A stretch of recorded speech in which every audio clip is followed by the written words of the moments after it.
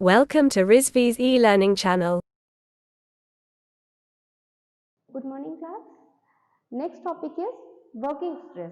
Working stress क्या है? As the name itself reveals, working stress that means कि जब हम कोई काम कर रहे हैं तो वहाँ पे कुछ ना कुछ स्ट्रेसेस जनरेट हो रही हैं, वो स्ट्रेसेस अपना कुछ इफेक्ट तो डालती ही होंगी वर्क पीस पर, उन्हीं के बारे में हम स्टडी करने जा रहे हैं कि ये होती क्या है.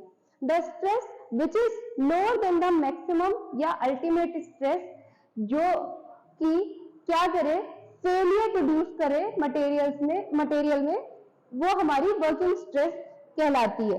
इसे हम सिग्मा से रिप्रेजेंट करते हैं. एक्चुअली में ये क्या काम करती है, ये मटेरियल या वर्क पीस पर स्ट्रेस जनरेट करने का काम करती है. और स्ट्रेस ऐसी स्ट्रेस होगी जो मटेरियल को कंटिन्यू प्रोवोक करेगी कि वो यहाँ पे ब्रेक कर जाए, यहाँ पे फेल कर जाए. तो वो स्ट्रेस आपकी वर्किंग स्ट्रेस होती है. Next is the factor of safety. Factor of safety क्या है? जब भी ये स्ट्रेसेस जनरेट हो रही होती है तो हम एक सेफ्टी फैक्टर तैयार रखते हैं जो कि क्या काम करे, जो हमारे डिजाइन को हार्म ना होने दे. It is defined in general as the ratio of maximum stress to the working stress. First of all ये क्या है? मैक्सिमम स्ट्रेस और वर्किंग या डिजाइनिंग स्ट्रेस का रेशियो होता है फैक्टर ऑफ सेफ्टी. अगर हमने ये दोनों स्ट्रेस हमें पता है, हमने इसको डिवाइड करके इसका रेशियो निकाल लिया तो हमें पता रहेगा हमारे पास कितने चांसेस हैं, हम कितना रिस्क ले सकते हैं. दूसरा और शब्दों में इसे कह सकते हैं कि it is defined as the ratio of yield point stress to the working stress. और ऐसा किस केस में होगा? In case of ductile materials जैसे कि माइल्ड स्टील, जहां पे यील्ड पॉइंट जो है वो क्लियरली डिफाइंड हो सके, ऐसे केसेस में जो फैक्टर ऑफ सेफ्टी होता है वो डिपेंड करता है यील्ड पॉइंट पर. तो इसीलिए factor of safety mild steel के केस में yield point stress upon working stress हम कंसीडर करते हैं. Next is it is defined as the ratio of ultimate stress to the working या डिजाइनिंग स्ट्रेस. ऐसा किस केस में होगा? जब ब्रिटल मटेरियल का केस होगा. तो ब्रिटल मटेरियल के केस जैसे कास्ट आयरन के लिए यील्ड पॉइंट जो है वो डिफाइन नहीं होता है, इसलिए ऐसे केसेस में हम अल्टीमेट स्ट्रेस का यूज करते हैं. The factor of safety for brittle material is based on ultimate stress, और in such cases we can say that the ratio of ultimate stress to the working stress is called factor of safety. तो ये क्या है? ये normal cases में हो गई. ये क्या हुआ? ये डक्टाइल मटेरियल के केसेस में हो गई. और ये क्या हुआ? ये ब्रिटल मटेरियल के केस में फैक्टर ऑफ सेफ्टी है. ठीक है. नेक्स्ट आपका है stress strain curve for mild steel. हम माइल्ड स्टील के लिए, माइल्ड स्टील ही हम क्यों कंसीडर कर रहे हैं? डक्टाइल मटेरियल है, इसे शीट में कन्वर्ट करना इजी होता है और इसमें वेरियस रीजन्स आपको देखने को मिल सकते हैं स्ट्रेसेस के, इसीलिए हम माइल्ड स्टील पर स्ट्रेस स्ट्रेन का कर्व की स्टडी करने वाले हैं. यानी कि स्ट्रेस और स्ट्रेन डेवलप होने से माइल्ड स्टील पर क्या क्या इफेक्ट होगा हम ये पढ़ने जा रहे हैं. तो ये इसका एक ग्राफिकल रीजन है जिसमें कि सारे स्ट्रेस और सारे एरिया, सारे पॉइंट्स को मैंने दर्शाया है. यहाँ पे आपका 0 to A की एक लिमिट गई है, ये A पॉइंट है आपका. नेक्स्ट इज 0 to B की लिमिट गई है, फिर C की लिमिट है, D की लिमिट है, यहाँ पर आपका E की लिमिट है, और नेक्स्ट है ब्रेकिंग लिमिट जहाँ पे F है. तो आइए पढ़ते हैं कि ये है क्या एक्चुअली में. When a ductile material like mild steel is subjected to tensile forces, it undergoes different stages before the failure. The stress strain curve is the graphical representation of these stages, and different material may have different curves. Usually ductile material follows similar patterns, so it is for brittle material. There is the explanation of stress strain curve for mild steel which is ductile material.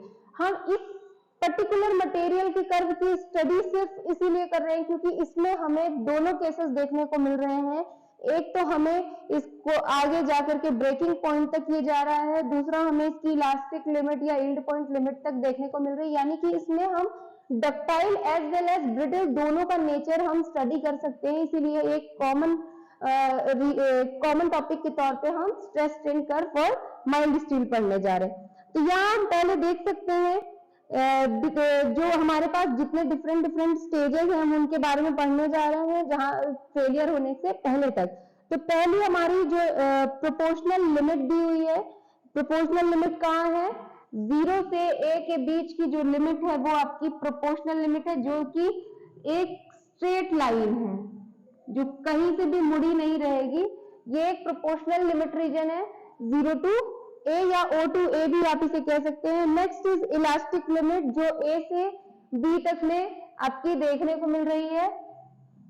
ये वाली जो reason है elastic limit reason है। यहाँ से आपका material क्या हो सकता है, इलास्टिसिटी शो करेगा, मतलब उसको वहां तक खींचा जा सकता है और वहां तक वो अपना शेप चेंज कर लेगा, और जैसे ही आप लोड हटाते हैं तो वो वापस से अपनी ओरिजिनल शेप साइज रीगेन कर लेगा। तो ये हो गई आपकी elastic limit region. Third region क्या है, थर्ड रीजन है आपका यील्ड पॉइंट, या अपर यील्ड पॉइंट और लोअर यील्ड पॉइंट दोनों मिला हुआ है। तो यील्ड पॉइंट रीजन आपका थर्ड रीजन है, जहां पर जो B से C तक का रीजन है वो अपर यील्ड पॉइंट का रीजन है। C वाला पार्ट अपर यील्ड पॉइंट को शो कर रहा है, और C से D तक का रीजन है, देखो ग्राफ यहाँ पे थोड़ा सा डाउन हो गया है, तो ये रीजन जो है वो लोअर यील्ड पॉइंट का रीजन है, और D point lower yield point को शो कर रहा है। नेक्स्ट है D से E तक का रीजन, वो क्या दिखा रहा है, वो दिखा रहा है E point ultimate stress point है, जहां पर स्ट्रेन हार्डनिंग होनी शुरू हो गई है इस D से E रीजन के बीच में। और E पॉइंट क्या दिखा रहा है, अल्टीमेट पॉइंट दिखा रहा है, या अल्टीमेट स्ट्रेंथ है। अब इसके आगे अगर एक्सीड किया हमने लोड और लगाया तो ब्रेकिंग हो जाएगी। तो E से F का जो रीजन है वो क्या है, F दिखा रहा है ब्रेकिंग पॉइंट को। तो first is proportional limit as shown in the stress strain curve for mild steel up to the point A, stress and strain follow the relationship and which is known as Hooke's law up to the limit of proportionality। जहां पे stress ये 0 से 1 का reason अगर आप देखें तो stress बढ़ रहा है, स्ट्रेन भी बढ़ रहा है, और सेम रीजन से बढ़ रहा है, यानी कि यहाँ पर अगर स्ट्रेस है तो यहाँ पर स्ट्रेन है, यहाँ पर स्ट्रेस है तो यहाँ पर स्ट्रेन है, सेम प्रोपोर्शनैलिटी से बढ़ रहा है। एक लॉ को फॉलो करते हुए, वो लॉ क्या है, हुक्स लॉ, जो कि ये कहता है stress is directly proportional to strain, stress is directly proportional to strain, Hooke's law ये कहता है। तो इसको फॉलो करते हुए ये 0 से 1 की जो प्रोपोर्शनल लिमिट है वो बढ़ती है, and this means the ratio of stress and strain is remains constant. Next is elastic limit, up to this limit यानी point B, the material will regain its original shape when it is unloaded, and the point B is also known as elastic point. Third is yield limit. Yield limit क्या है, when a material is loaded beyond the elastic limit, it will not regain their original shape and there will be always some deformation जो कि वो show करेगा, और ये point आपका फिर यील्ड पॉइंट कहलाएगा। अब इसमें डिफॉर्मेशन कैसा होगा वो भी डिपेंड करता है, वो डिपेंड करेगा कि ये मतलब अपर रीजन में अपर यील्ड पॉइंट तक है या फिर लोअर यील्ड पॉइंट तक भी चला गया है। देन आता है आपका ultimate stress point. This is the maximum stress a material can bear. Value of stress correspond to peak point or stress strain curve for mild steel, and is ultimate stress. It is denoted by point E in diagram.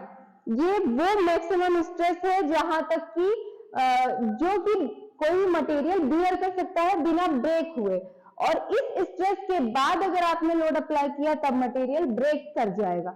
तो वो stress जहां तक material क्या करे, beer कर सके stress की हर एक वैल्यू को, अल्टीमेट स्ट्रेस है। Then breaking stress, a point on the stress strain curve where the material fails is known as breaking point, and stress correspond to this point is also known as breaking stress. जब material जहां तक इसको corresponding कर सकता है। जहां तक break हो गया एफ पॉइंट, जहां पर एफ पॉइंट पर ब्रेक हो गया तो वो ब्रेकिंग पॉइंट हो गया, और उस पॉइंट पर जो भी स्ट्रेस जनरेट हो रही होगी या डेवलप हुई होगी उस स्ट्रेस को हम ब्रेकिंग स्ट्रेस नाम देंगे। जहां तक वर्क कर रही है वहां तक वर्किंग स्ट्रेस है, और जहां पे ब्रेक कर गई वहां पे ब्रेकिंग स्ट्रेस हो गई वो। So this is all about stress strain curve for mild steel, जहां पे हमने नेचर तो पढ़ा है डक्टाइल मटेरियल का, क्योंकि ये एक डक्टाइल मटेरियल, लेकिन इसमें हमने ब्रिटल मटेरियल के बारे में भी पढ़ लिया। ब्रिटल मटेरियल में बस इतना चेंजेस आता है कि जैसे ही इलास्टिक लिमिट को क्रॉस किया मटेरियल सडन ब्रेक कर जाएगा। इलास्टिक लिमिट यानी कि यहां से क्रॉस किया नहीं कि यहीं से ब्रेकिंग शुरू हो जाएगी और मटेरियल चिटक जाएगा। तो ये हो गया आपका डक्टाइल मटेरियल के लिए स्ट्रेस स्ट्रेन कर्व की पूरी थ्योरी और इसका diagrammatically representation. This is all about today's class. Thank you.